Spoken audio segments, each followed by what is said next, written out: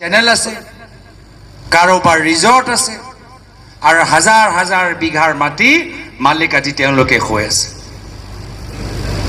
এয়া হৈছে বৰ্তমানৰ পৰিস্থিতি। আৰু সেইকাৰণে মানুহবোৰে বহুত আশা লৈ আজি কংগ্ৰেছ লৈ চাই আছে। আৰু আমিও গম পাইছো যে আজি ৰাইজৰ ভৰসা কংগ্ৰেছ দলৰ ওপৰত। ৰাইজে চাইছে যে কংগ্ৰেছ দলত এটা সলনি হৈছে। ৰাহুল গান্ধী ডাঙৰীয়া, আমাৰ নিখিল ভাৰত কংগ্ৰেছ সমিতিৰ সভাপতি মল্লিকাৰ্জুন খৰ্গে ডাঙৰীয়া আজি ৰাজ্যিক কংগ্ৰেছৰ নেতৃত্বত সলনি কৰিছে। আৰু এতিয়া অসমৰ ৰাইজে, বিশেষকৈ তামুলপুৰ জিলাৰ ৰাইজে চাই আছে যে কংগ্ৰেছে আগন্তুক বিটিআৰ নিৰ্বাচনত কি কৰিব। আৰু আজি এইখন মঞ্চৰ পৰা মই আপোনালোকক ক'বলৈ বিচাৰিছো, আগন্তুক বিটিআৰ নিৰ্বাচনত যুঁজ এখন হ'ব। আগন্তুক বিটিআৰ নিৰ্বাচনত যুঁজ এখন হ'ব। আগন্তুক বিটিআৰ নিৰ্বাচনত যুঁজ এখন হ'ব। আৰু কংগ্ৰেছ যুঁজিব, কংগ্ৰেছ জিকিব। ডাঙৰ এটা কনফাৰেন্স পাতিছিল, ডাঙৰ ইভেন্ট পাতিছিল।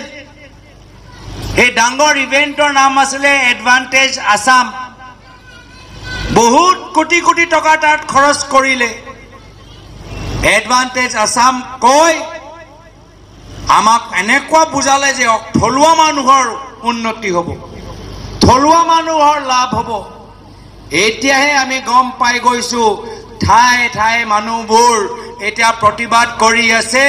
কোকৰাঝাৰত প্ৰতিবাদ কৰি আছে, গোৱালপাৰাত প্ৰতিবাদ কৰি আছে। আমি গম পাইছো হিমন্ত বিশ্ব শৰ্মা ডাঙৰীয়া এডভান্টেজ আসাম নিবিচাৰে, হিমন্ত বিশ্ব শৰ্মা ডাঙৰীয়া এডভান্টেজ আদানী বিচাৰে।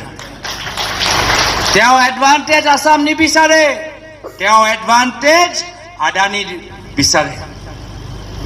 আৰু দুখৰ কথা যে আপোনালোকৰ UPPLৰ চৰকাৰ আজি হিমন্ত বিশ্ব শৰ্মা ডাঙৰীয়া যিয়ে কয় সেইখিনি কথা মানি লয়, যি কয় সেইখিনি কথা মানি লয়। আমাৰো অভিজ্ঞতা আছে। কংগ্ৰেছ দলৰ ভিতৰত আমাৰ নেতৃত্ব আছে, আমাৰ কেন্দ্ৰীয় নেতৃত্ব আছে। আমাতকৈ আৰু ওপৰত যেতিয়া আমাৰ কংগ্ৰেছৰ চৰকাৰ আছিল, তৰুণ গগৈদেৱ অসমৰ মুখ্যমন্ত্ৰী আছিল, সেই সময়তো কেন্দ্ৰীয় নেতৃত্বই কেতিয়াবা নিৰ্দেশ দিয়ে যে অসমত এনেকে কাম হ'ব লাগে। কিন্তু প্ৰায়তো তৰুণ গগৈদেৱ সদায় কৈছিল যে যদি অসমৰ ক্ষতি হয় তেতিয়া মই নিজৰ দলৰ কেন্দ্ৰীয় নেতৃত্বকো মই বিৰোধিতা কৰিম। অসমৰ স্বাৰ্থত মই কেন্দ্ৰীয় নেতৃত্বৰ লগতো, নিজৰ দলৰ কেন্দ্ৰীয় নেতৃত্বৰ লগতো মই যুঁজিম। তেওঁ যেতিয়া সাংসদ হৈছিল বহুত বছৰ আগত, তেতিয়াই নিজৰে কেন্দ্ৰীয় চৰকাৰক সমালোচনা কৰিছিল যে অসমৰ ক্ষেত্ৰত, উন্নয়নৰ ক্ষেত্ৰত, প্ৰগতিৰ ক্ষেত্ৰত, চাকৰিৰ ক্ষেত্ৰত অসমৰ ৰাইজে আৰু বিচাৰে। এয়া হয় তেওঁলোকৰ ৰাজনীতি। কেনেকৈ কাজিয়া লগাব পাৰে, কেনেকৈ সংঘাত লগাব পাৰে, কেনেকৈ ঘৃণা সৃষ্টি কৰিব পাৰে, কেনেকৈ হিংসা সৃষ্টি কৰিব পাৰে, এয়া হ'ল বিজেপি দল।